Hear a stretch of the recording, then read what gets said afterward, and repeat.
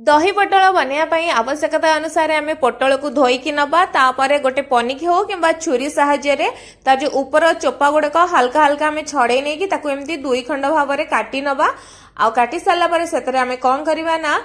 माने आवश्यकता अनुसार हल्दी गुंड अल्प टिके आपण हल्दी गुंड देदेवे आ सहित आपण एथिरे अल्प टिके लुण पकई नेबे लुणटा निहाती दरकार कहीं पोटलटा आमर टिके पांचिया लागिबो तो सेथिपई सेथिरे लुण को पकई नबा लुण पकई सारा पर ताकू भल भाव रे ए जो लुण हल्दी रे पोटल को आमे घसी घसी किनी सेथिरे लगेई नबा आपण देखि पड़थुवे मु केमती भल भाव रे लगेई नउची एबे याकू आमे 10 मिनिट पर्यंत रेस्ट करिया पई छाड़ी दबा तापर प्रोसेस रे आमे कोन करबा ना मु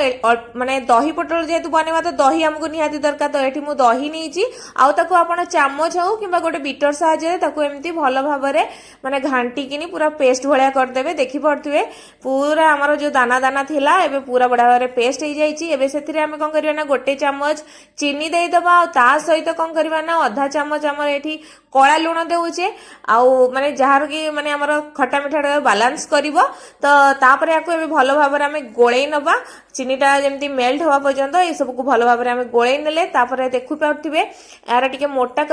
माने कंसिस्टेंसी अछि तो सेथिरे आमे कोन करबा ना अल्प टिके माने 2 रु 3 चम्मच सेथिरे पानी देकी मु याको भल भाव रे गोळेई नउची याको बेसी मोटा किबा बेसी पतला करिवेनी तापर कौन करबा ना सेटा साइड कर नबा तापर मु एठी गोळेला भितरे तेल को गरम कर नैथिली आउ तेल गरम हैला परे कोन हेछि ना मु एठी जो जतिको भी पोटल मु एठी रखिथिली ताको एथिरे पकेई किनी जेमती आपण भाजी परिबे नहले आपण चाहिले यदि अधिक अमाउंट रो नैथिबे ताले आपण ताको छाणी मध्ये परिबे एठी माने पोटल हल्का भाजी परिबे नहले सेठी देखंतु पूरा लाल हेई जाईची बा नरम हेई जाईची पोटल जेतु आमे एठू कौन करबा ना तेल रु भल भाव रे आमे छाणी किनी काढी नबा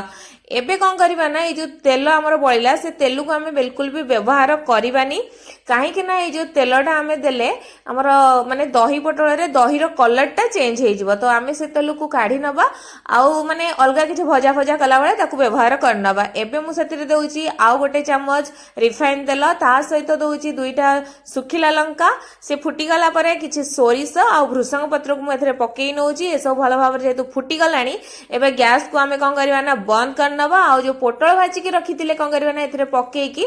आ सहित भल भाव रे गोटे मिनिट पर्यंत एमदी माने गोळेई नबा जा फल रे आ धेरे भी किछटा फ्लेवर रही जिवो एबे कोन करबा ना याकू पूरा ठंडा हवा पई छाडी नबा एबे हमर दही एपटे रेडी हे की थिला तो जेहेतु एबे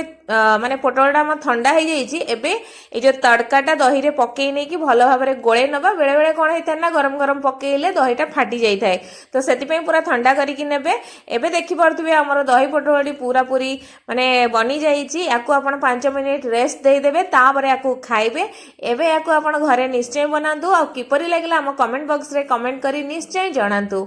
धन्यवाद।